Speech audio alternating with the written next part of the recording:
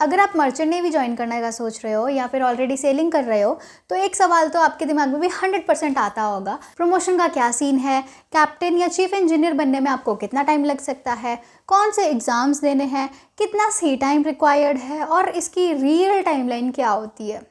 आज इस वीडियो में हम डेक साइड और इंजन साइड दोनों का कंप्लीट प्रमोशन स्केल जानेंगे, वो भी step by step without any confusion और रियलिस्टिक टाइमलाइन के साथ में। Hi future mariners, this is Charu from Marinage. तो हम सबसे पहले स्टार्ट करते हैं अपने डेक साइड से। डेक साइड में जूनियर मोस्ट रैंक पर होता है एक ट्रेनी या फिर कैडेट, जो आगे जाके बनता है थर्ड ऑफिसर। और कैडेट बनने के लिए आपको डीएनएस या बीएससी नॉटिकल साइंस करनी पड़ती है। डीएनएस जो है वो 1 ईयर का प्रोग्राम है, बीएससी नॉटिकल साइंस 3 ईयर का प्रोग्राम है। After your pre sea training आपको सी टाइम रिक्वायर्ड होगा 18 मंथ्स का। डीएनएस को 18 मंथ्स लगेंगे और बीएससी को 12 मंथ्स लगेंगे, बट कुछ ट्कंपनीज 18 मंथ्स को ही प्रेफर करती हैं। सेकेंड में फंक्शंस, और इसका टोटल टाइम आपको लग सकता है 2 से 2.5 साल after your pre sea training. After clearing this exam and COC आप बन जाते हो एक थर्ड ऑफिसर। अब थर्ड ऑफिसर से आपको बनना है सेकंड ऑफिसर। इसके लिए सी टाइम आपके लिए रिक्वायर्ड है minimum 12 months as a third officer. मतलब कि जो आपने पिछला वाला डेक कैडेट की तरह सेल किया वो काउंट नहीं होगा।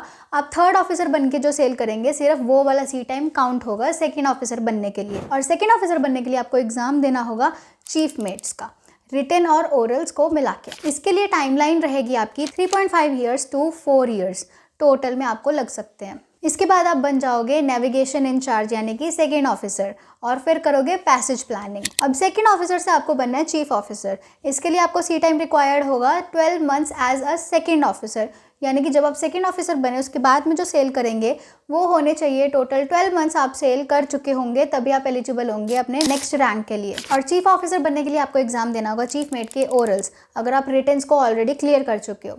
और इसके लिए टाइमलाइन रहेगी आपको 4.5 टू 5 ईयर्स। फिर आपका रैंक हो जाएगा चीफ ऑफिसर और आप देखोगे कार्गो ऑपरेशंस को, स्टेबिलिटी को, और आप बन जाओगे डेक हेड। चीफ ऑफिसर बनने के बाद में नेक्स्ट रैंक होता है कैप्टन यानी कि मास्टर मरीनर। सी टाइम इसके लिए रिक्वायर्ड होगा आपको 12 months as a chief officer. Exam देना होगा आपको मास्टर मरीनर के ओरल्स। टाइमलाइन रहेगी 6 टू 8 ईयर्स अगर आप फास्ट ट्रैक फॉलो करते हो, या फिर रह सकती है 8 टू 10 ईयर्स, जो कि एवरेज है, सबको टाइम इतना लगता है। फाइनल रैंक होगा आपका मास्टर या फिर कैप्टन। तो फाइनली आप 8 से 10 साल के अंदर अंदर कैप्टन बन सकते हो अगर आप टेक साइड पे काम कर रहे हो। अब पार्ट 2 हम बात कर लेते हैं इंजन साइड के प्रमोशन स्केल के बारे में। इसका भी जूनियर मोस्ट रैंक होता है ट्रेनी या फिर कैडेट। एंट्री रूट होगा इसका बीटेक इन मरीन इंजीनियरिंग या फिर जीएमई। बीटेक मरीन इंजीनियरिंग है 4 इयर्स का कोर्स और जीएमई है 1 ईयर का। जीएमई आप तब कर सकते हो जब आपने ऑलरेडी कोई मैकेनिकल या इलेक्ट्रिक में डिग्री ले रखी है। ये 2 कोर्सेज करने के बाद में आप बन जाओगे इंजन कैडेट। अब इंजन कैडेट से नेक्स्ट रैंक पर जंप करने के लिए आपको लगेंगे 18 मंथ्स का सी टाइम। एग्जाम देना होगा आपको क्लास 4 के रिटन्स और ओरल्स। टाइमलाइन होगी आपके पास में 2 या 2.5 ईयर्स के बीच बीच में आप ये सब कंप्लीट कर लोगे। एंड आपका नेक्स्ट रैंक जो होगा वो होगा 4th इंजीनियर का। 4th इंजीनियर से आप बनेंगे 3rd इंजीनियर।